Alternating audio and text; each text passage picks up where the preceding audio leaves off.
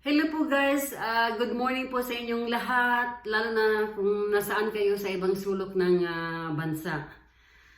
Ah, Nandito lang ako dahil alam mo naman na parati tayong nakatutok sa ating telepono, tapos yun, nakikita natin na yun pala may malaking problema pala sa Pilipinas, yung mga ganyan, hindi lang sa Pilipinas, talagang global na talaga ito. Pilipinas, globally, so kailangan na talaga na hindi na talaga papayag ang Panginoon na yung mga tao na hindi kontento sa buhay, sa dami ng perang, nailagay sa bulsa nila, pinipirahan nila yung mga whole population, yung mga ganyan ba na mga balita guys, ay talagang hindi na talaga papayag ang Panginoon ngayon. So kailangan na mag-unity talaga ang isang bansa kung paano isi-save ang isang bansa, dahil parang na yata parang ang nangyayari kasi yan, na-destroy na ang isang bansa dahil lang sa politiko na ayaw bitawan ang pamumuno at saka yung power. At saka yung mga interference ng ibang mga bansa, yung talaga nagbibigay ng gulo sa bansa na walang katapusan, na kawawa ang mga tao, na pinag-away ang mga tao dahil lang sa kanilang mga sa gutom sa pera. Kahit na ang dami-dami nilang pera, ay gutom na gutom pa rin, hindi sila kontento. So guys, nangungusta lang talaga ako na yung mga news na nakikita ko sa, alam mo naman, sa social media na tinatawag na laban kasama ang bayan. Talagang isa ako dyan. Isa talaga ako dyan na sumusuporta. Dahil ito na talaga ang pagkakataon guys na kailangan talaga natin na mag-unite. Kailangan talaga ang mga tao mag-unite. Kasi this is like the whole population, like the poor or the middle class versus the millionaire or the billionaire. So iisipin natin guys na like 100 million of population ay naghihirap talaga. Walang trabaho, walang increase sa mga salary, mahal ang mga bilihin, talagang pinahirapan talaga ang mga tao. Tapos itong mga bilyonaryo na nagpapatakbo ng gobyerno ay walang iniisip, mo na lang mag-aaway na lang tungkol sa pera.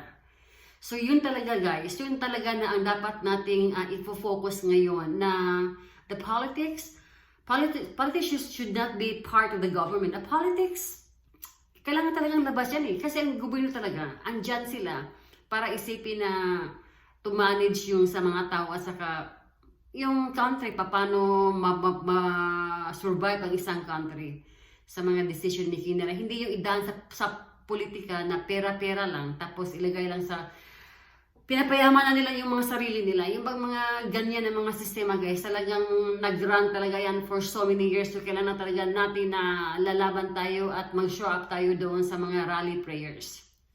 Yeah. Kasi hindi talaga pangit talaga na yung pangyayari ngayon, the people versus the politics versus religion. So hindi talaga ang religion, hindi natin, alam mo, napakagulo talaga, gulo talaga ang mga utak ng mga tao guys. Pero huwag kayong papayag dito Focus lang kayo sa isang bagay. Join the rally, laban kasama ang bayan. Tapos support sa presidente, vice president. Supportahan natin ang vice president dahil medyo magandang ang patungo niya para sa mga tao. Pero yung presidente ay talagang nag-travel, nag-tour around the world. Kahit na ini-interview siya ng saklap sa mukha niya, tinatanggap pa rin niya. Kahit nangungutang siya ng pera sa ibang bansa, tapos pinamumukha nila yung mga, alam mo na, yung mga Marcos history na mga ganyan, pinamukha sa kanya. Hindi siya masyadong, nag-defend naman siya, pero siya masyado, pero pabayaan na natin siya kung anong ginagawa niya sa buhay niya. Ang importante ngayon, talagang people's, yung talagang magsama-sama ang mga tao. Kaya guys, kung ako na lang, kung iniisip nyo, kung iniisip nyo na sa tagal nyong nagtatrabaho sa gobyerno, sa private or whatever job, kung ano yung mga career nyo ngayon, call center, or kahit na kahit na any like skills, blue collar or red collar job, kung kahit anong klaseng trabaho guys, kung nafe-feel nyo talaga na 25 or 50 years na kayong nagtatrabaho, hindi kayo nakatikim ng increase, hindi kayo nakatikim na maluwag ba ang buhay nyo? Hindi tayo nakatikim ng, alam mo, yung happiness. Yung parating parating ituturo natin, you to be contented. O what you have, to be contented. Alam mo guys, yun ang tinatawag na niluluko lang kayo ng mga mayayaman na saka mga bilyonaryo. Okay? Kasi, alam mo, kung tutuusin, ito ang alam mo, kasi ang mahirap kasi sa atin yung mga taong capitalist, yung mga taong talaga na merong mga malaking negosyo, na hawak nila yung negosyo sa bansa. Lagyan natin sa Pilipinas kung ano yung mga negosyo nila. Tapos ang customer nila ay whole population. Talaga guys, talagang ang yaman-yaman, naging bilyonaryo sila, pero hindi nila iniisip na party tayong mga tao sa baba. Tayo ang nagkayod, tayo ang nagtatrabaho na nagpapahirap. Kayod ng kayod, like 8 hours a day or 7 days a day, tayo ang nagpapayaman sa kanila. Tapos sila yung tao na ginagamit na nila yung skills, ability, at saka knowledge ng mga tao para lang sila ay umangat yung buhay nila. So they are just sitting down, they're using the people's skills. Kaya nga, alam mo guys, tayo dapat ay meron tayong share sa mga hindi lang na tumatanggap ng napakaliit na salary. Dapat meron tayo ding dapat nga binigyan tayo ng incentive na to increase salary man paminsan-minsan na kaya nating mabuhay ng maginhawa. Kaya lang napakatakaw talaga ang mga politicians ngayon. Hindi natin sila maasahan. Very talaga sila. Very greedy talaga. Kahit kahit nakaipon na sila ng billions of peso or dollars, hindi pa rin sila kontento. Gusto pa rin nila na continuous ang manipulate ng mga tao, use the people to work harder. Yung para bang tayo sa baba, yung parati tayong tinatadyakan. Kaya guys, ayaw talaga ng Panginoon ngayon. It's up to you and me na talagang mag-unite tayo. Mag-unite talaga tayo, guys. Ako salud ako sa mga unity. Kailangan kailangan i-save natin ng ating country Pilipinas dahil dito tayo lumalaki, di ba? Meron tayong mga sunod-sunod na mga pamilya. Tapos kailangan talaga ng unity dahil alam mo, lower class at saka middle class ay talaga naapektuhan talaga dito. Dahil yung upper class lang talaga nagtitake advantage sa lahat ng mga bagay. Manipulate nila yung skills ng mga tao, utak ng mga tao. Ang ganda sa front, ang ganda ng mga sinasabi nila para silang Diyos. Tapos evil pa lang ginagawa nila at the back. So kailangan talaga guys. So kung ako or para sa atin, it's good for us to join the rally prayer kung saan man yun sa party ng Pilipinas, sa Bonifacio. Nakikita ko rin ito sa social media din yung sa nangyari yung rally sa Cebu. Guys, it's really very like goosebump talaga.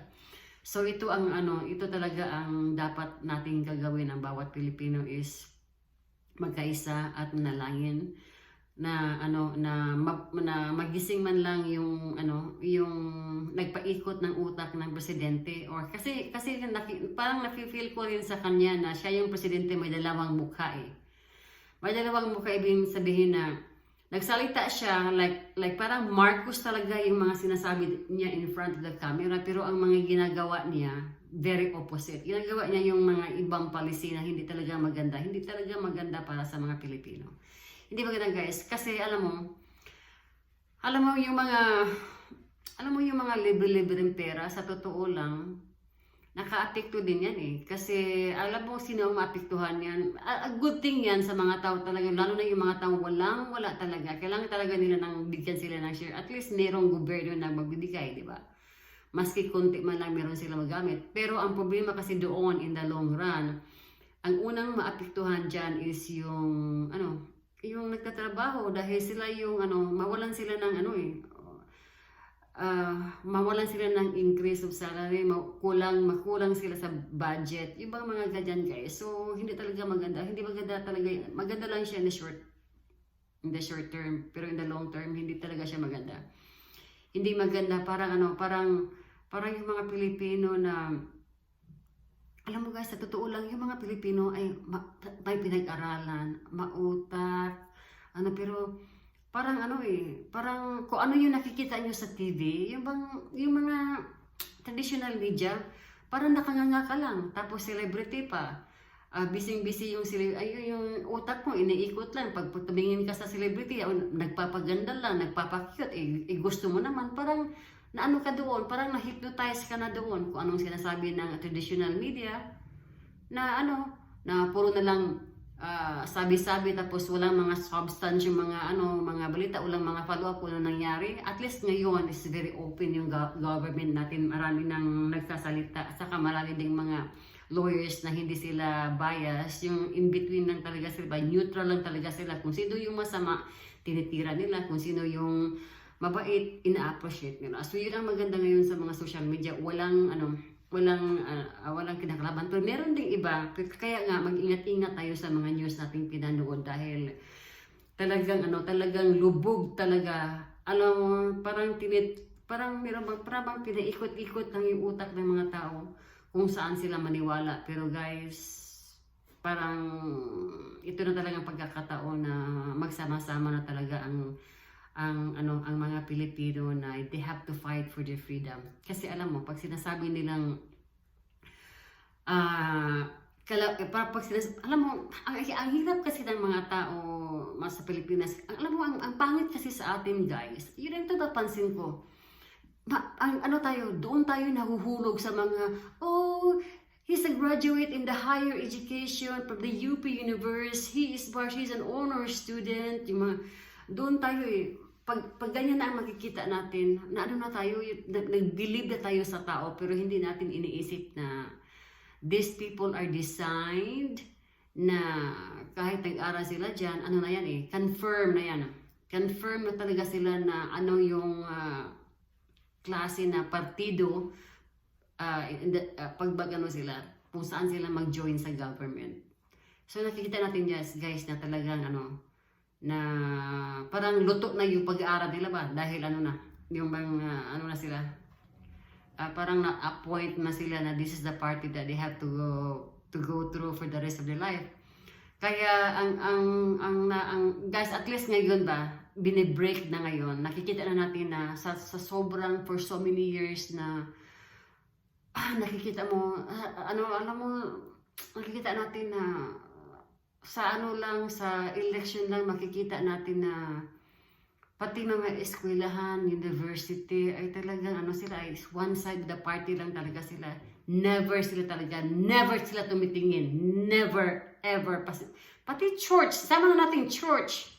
Any institution, organization, church, institution, university, parang doon na sila kumakampi sa isang party lang. Hindi sila tumitingin for the general need of the people. Kung talagang kailangan kung bakit nagkaganito, they are all run after the money. Tingnan mo naman eskwelahan. The school, university, they only run after the tuition of the people. Pwede din naisip na where is the room for employment for the students, di ba? Tuition na ang habol-habol nila eh. Alam nilang nag-advocate sila ng very important ang education, pero nasaan yung mga trabaho para sa mga tao? Tapos hindi nila iniisip na ang estudyante nila na 5 student in the sa loob ng school, isang OFW lang ang gumagastos dyan. Bakit natin nasabing One OFW ang gumagastos yan. Nagkandarapa yan sa paghanap buhay doon sa ibang bansa, sa Middle East or kung saan. Tapos pinaaral niya yung anak, pamangkin, cousin, kasi para lang maaral. Tapos ang eskwelahan, wala man lang maibibigay na tulong para sa mga estudyante. Kupit-kupit lang sila ng mga tuition fees. There's no room for employment. Yun ang maganda. Yun din ang pangit sa mga Kaya ang daming mga guys, talaga ang daming pangit na sistema sa Pilipinas, talagang broken talaga. So kung ako sa inyo, punta kayo sa rally at saka i-defend nyo ang country, huwag yung pabayaan na ma-destroy ang Pilipinas. Kasi alam mo, sa totoo lang, this is really the truth. Na-destroy talaga ang Pilipinas dahil sa isang party lang, na gusto sila lang ang mag-run ng government. Plus, naka-alyado sila doon sa Amerika. Tapos, ang Amerika din ay ang Pilipino kasi makukuha sa bili eh. Ibang binibili nila yung Pilipino na, especially sa mga politician na kaliwa. Sila mamuka silang pera eh. Nakukuha talaga sila sa pera. Kasi pag binabayaran ka to join their party, binabayaran ka to fight for the party, di ba? Tapos sabihin pa ng Amerika na I can offer you millions, You can become rich, you can be rich and famous, is the best, businessman in the whole wide world, the most businessman. Parang yun ang mga goal nila eh. Yung bang sariling interest na muna sila bago ang pero they never do for the whole population. Talagang guys, kaya tinatadyakan talaga kayo. So kung ako sa inyo guys, I'm with you. Join the rally and pray. I-pray natin yung, kasi yung pastor na si Kibuloy, kailangan din ng prayer dahil alam mo, siya lang yung at least siyang very open to the public na kung anong party na kumakampi siya, which is good kasi ang daming mga plastic dyan eh. Ang dami ding mga bishop, mga pastor or mga minister, kung anong dyan, ay sa likod talaga ay sa harap nagwawali nga sila. Alam mo, tanggapin na natin, this is really the truth. Ang ganda ng mga nila, pero at the back, yung mga evil work involved sila eh. So, para sa atin ngayon, at least open si Kibuloy. He's one of the popular pastor. Support him. Prayer ang kailangan. So guys, join Laban Kasamang Bayan kasi wala na kayong ibang time. There's no other time. Only this year na talagang people are more powerful than the billions of people. Alam mo, yung mga negosyo nila, mag-shutdown din yan eh. Dahil they need us, they need the ordinary people, they need the population to work in order their business is running. So pag wala tayo guys, the business will shut down. So it's time na talagang i-balance ngayon. I-balance ang ang mga pangyayari ngayon. Balance the life, yung lifestyle. Hindi lang kayo ang billionaire tapos dito ang napakababa yung mga tao. So go for the rally, prayer, ang advice ko sa inyo. At saka sana na magbagong lahat. Like magbago talaga lahat. Hindi lang dito sa bansa kasi ang daming mga ibang bansa na na-damage din dahil sa interference of a foreign international politicians nag-interfere. So sana naman ay may solution ng lahat at ma-realize na we are more powerful or stronger than these billionaire people who run the country. Yun lang guys, at saka see you again dito sa video na to next time. Okay, thank you and bye-bye.